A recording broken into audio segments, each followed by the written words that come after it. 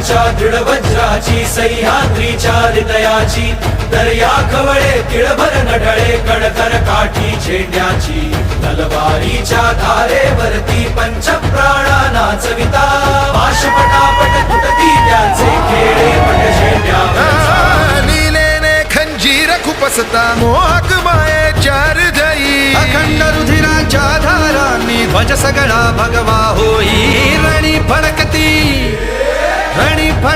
लाखो झेंडे अरुणाचा अवतार महा विजय श्रीला श्री विष्णू परी भगवा झेंडा एकची हा